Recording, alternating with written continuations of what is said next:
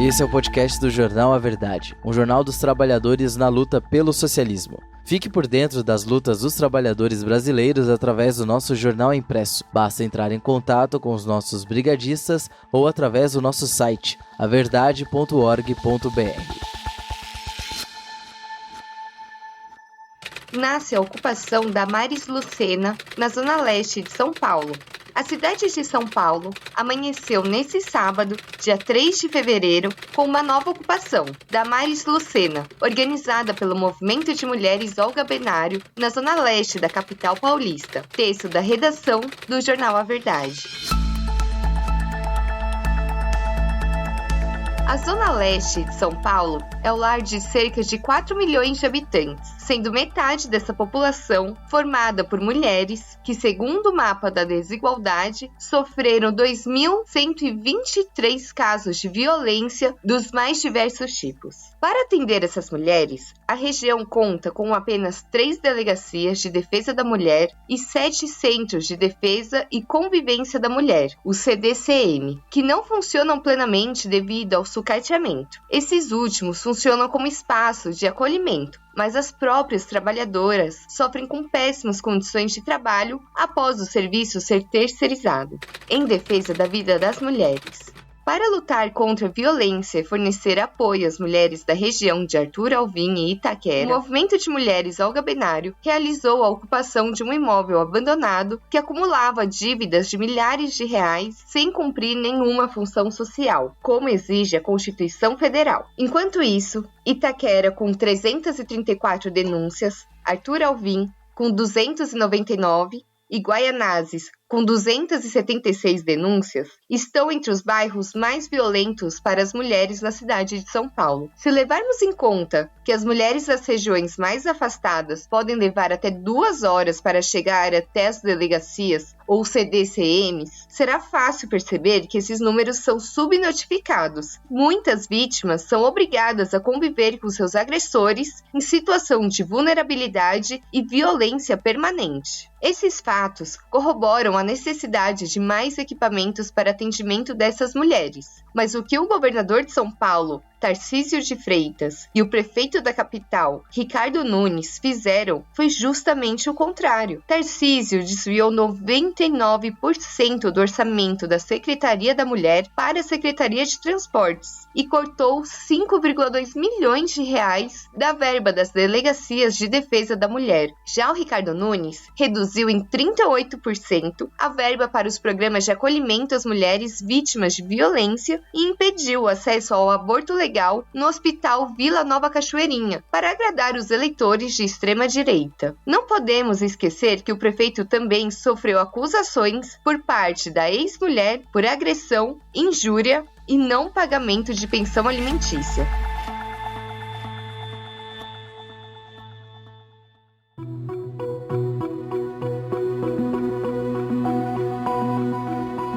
A ocupação Damares Lucena. Está claro que somente o povo, e em particular as mulheres, podem garantir o direito à vida e à segurança das próprias mulheres. Com a consciência dessa realidade, cerca de 100 mulheres decidiram transformar o imóvel abandonado em uma casa da mulher trabalhadora, como já aconteceu 19 vezes em todo o Brasil, e assim organizar as mulheres trabalhadoras pelo fim da violência e garantir um atendimento humanizado e de qualidade em um local acessível e seguro, ao lado da principal linha de metrô da capital paulista. E mais do que isso, elas decidiram homenagear Damares Lucena, uma mulher nordestina, negra e operária que foi perseguida e torturada por lutar pelos direitos do povo durante a ditadura militar. Damares teve seus filhos sequestrados pelos torturadores, que os colocaram em abrigos onde foram constantemente atacados por serem, entre aspas, filhos de terroristas. Depois, ela foi exilada com seus filhos e criou a filha de Soledad Barré, assassinada pela mesma ditadura militar.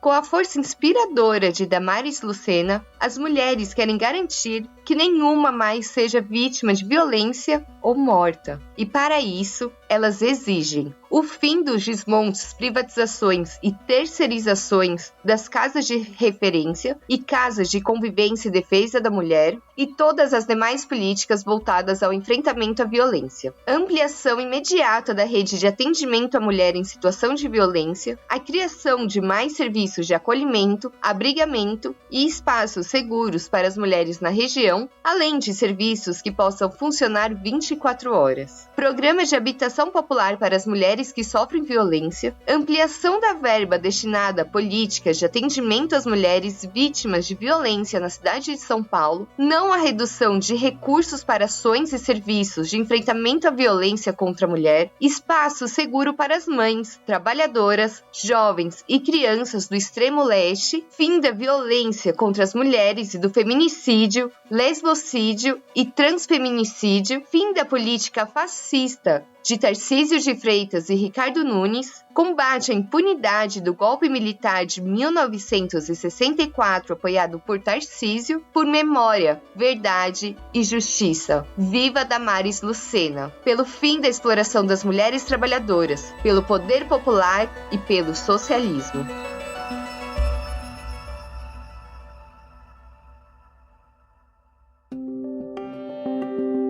O jornal A Verdade conversou com o filho de Damares Lucena, o Adilson Lucena. E vocês vão ouvir aqui agora essa entrevista. Aí a primeira, a gente queria que você contasse um pouco sobre a Damares, para o pessoal conhecer, né, sobre a sua mãe. Que tipo de mulher era ela e que mundo que ela almejava construir? Olha, a Damares era uma mulher muito enérgica, rebelde, né? É uma mulher que chegou a ter a consciência de classe que teve como decorrência da vida dela mesmo, né? Não aprendeu nos livros. Depois de muito tempo, de passar muita necessidade na vida, perdeu um filhinho dela por falta de assistência médica. Ela era natural de Codó, Maranhão, né? Perdeu a mãezinha dela quando tinha 9 anos. Começou a trabalhar muito cedo. E aí já começou a perceber a diferenciação de classe. Ela frequentou a escola, chegou um momento que ela não conseguiu frequentar mais a escola porque não tinha uma roupa adequada, né? E aí ela começou a perceber essa diferenciação de classe, né? O pai dela trabalhava muito na linha de ferro e aí ela se perguntava, nossa, mas meu pai trabalha tanto e a gente não tem nada e passa necessidade, né? E isso foi despertando a consciência de classe dela. Praticamente se alfabetizou sozinha, aprendeu a ler e escrever sozinha. Ela lia muito o jornal para o pai dela, que chamava-se O Imparcial, na época da Segunda Guerra Mundial, e aí ela foi adquirindo uma certa consciência política do mundo, né? Então, depois ela entrou na fábrica, né? Travou conhecimento no sindicato, e aí começou a despertar a consciência política. Então, digamos que dessa forma ela começou a ter essa consciência de classe. E essa questão, assim, do que ela pensava, né? O mundo que ela sonhava, aí né? Durante toda essa trajetória da vida dela, ela travou contato quando ela chegou a São Paulo na década de 50, porque era um migrante econômico, ela travou contato com o pessoal do Partido Comunista do Brasil. Aí militou durante 20 anos, e aí ela percebeu que acho que aquela sociedade que ela almejava, acho que era isso, né? Acho que era o comunismo, né? Embora, às vezes, ela perguntava, gente, mas que coisa é comunismo? As pessoas têm direito à escola, ter os direitos garantidos. Então, acho que ela chegou ao comunismo produto da própria vida prática dela. Né? Depois é que ela foi começar a teve contato com o Manifesto Comunista, entendeu? Aí depois, quando veio a questão do golpe militar de 64, ela considerou que o partido a qual ela militava, porque ela era da base de São João Clínico, não teve uma atitude firme de resistência a esse golpe, né? Porque tinha aquele negócio da coexistência pacífica entre as classes. A Damares nunca foi uma pessoa de achar que tinha coexistência pacífica entre as classes. Ela dizia, entre a burguesia e os pobres tem um rio podre. Então, eles nunca vão nos aceitar. Então, por isso que eu acho que tem que ter a luta de classe.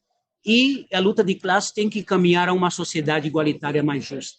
E ela enxergava nessa sociedade o socialismo, né? Tanto é que foi militar na luta armada e depois foi presa e como decorrência dessa prisão foi trocada pelo cônsul japonês Nobuo Okushi e foi convidada para morar em Cuba quando estava no México. E aí ela conseguiu ver aquilo, na prática, aquelas coisas que ela almejava para o país dela, né? Acontecendo mesmo. Sim. Já aproveitando, então, como que foi, assim, tanto para você, né, mas para ela também, assim, vivenciar essas diferentes fases da vida, tanto, né, tanto como uma mãe revolucionária na clandestinidade, no exílio, e depois na democracia também, né? Assim, no exílio, a Damares foi um esteio muito forte para a gente, porque a gente passou por um trauma terrível, né, de a gente ver o nosso pai morto na nossa frente, né, porque se travou um tiroteio em Atibaia, houve uma resistência. Então, isso deixa sequelas terríveis, né? A própria Damares foi muito torturada também. Então, ela sempre foi muito forte e nos fez passar por essa etapa muito difícil da nossa vida, né? Porque, sendo essa mulher forte que ela era, produto dessas agruras da vida dela, isso fortaleceu muito ela. E com a ajuda também do povo cubano, do Fidel, que sempre foi uma pessoa muito presente nas lutas dos latino-americanos, não era só os brasileiros, todos os latino-americanos que moravam em Cuba. Então, a Damares nos ajudou a passar por essa etapa. Uma coisa importante, por exemplo, de não nos deixar esquecer o idioma português. Dentro de casa sempre se falava português. Ela nunca deixou a gente esquecer o idioma, né? E os próprios cubanos também eram muito conscientes disso, né? Até acabaram organizando uma escolinha para a gente em Cuba, com os professores, a gente aprendia a geografia do Brasil, história do Brasil, organizaram lá pelo CDR, né?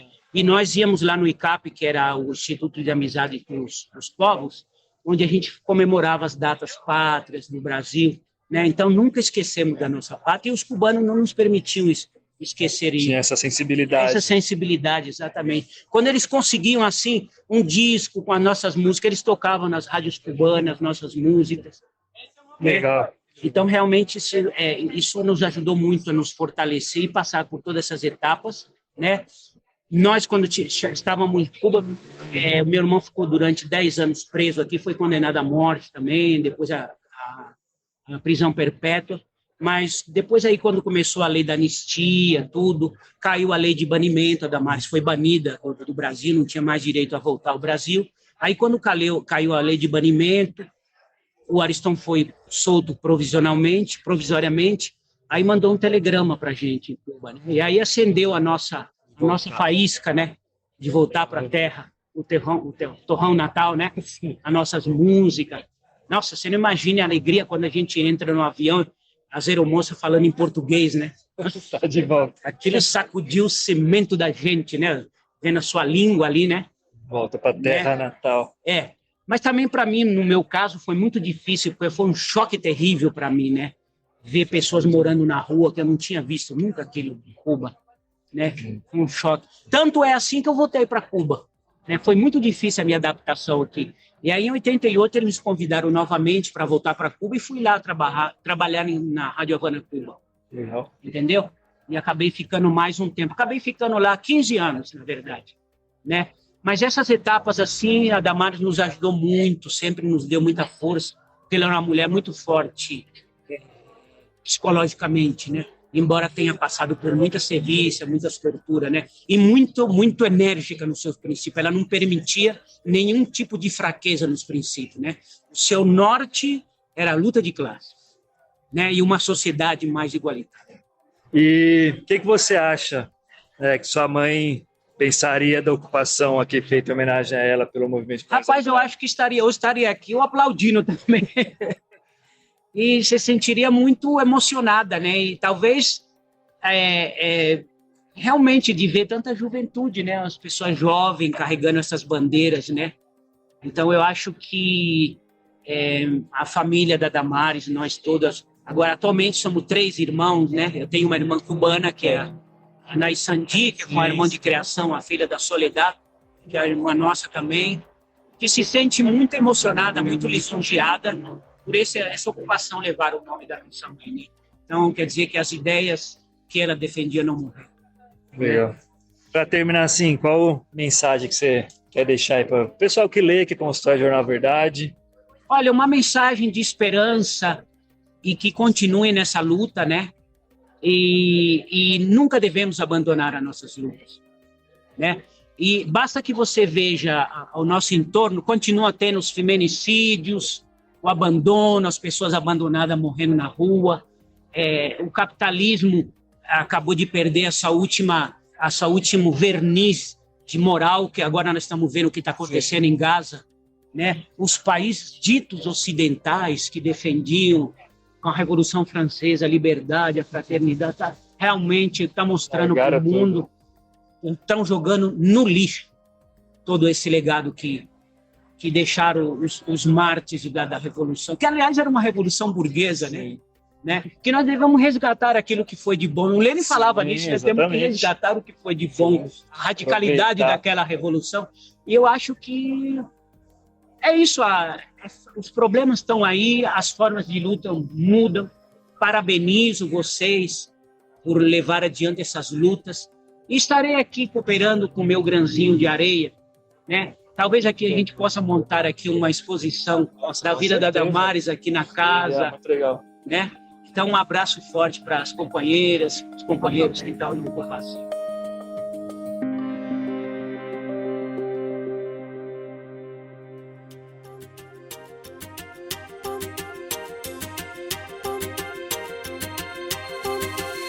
Você ouviu uma matéria do jornal A Verdade, um jornal dos trabalhadores na luta pelo socialismo. O nosso jornal não depende dos grandes ricos para se manter. Construímos há 23 anos uma mídia popular e independente. Para apoiar, considere adquirir o nosso jornal impresso com os nossos brigadistas ou fazer uma assinatura através do contato no site averdade.org.br. Você também pode apoiar o A Verdade, os movimentos que constroem o nosso jornal, através do nosso Apoia-se, apoia.se/Move Sociais. Ambos os links estarão na descrição do episódio. O programa de hoje fica por aqui. Não deixe de nos seguir nas nossas redes digitais para não ficar por fora de nenhuma notícia.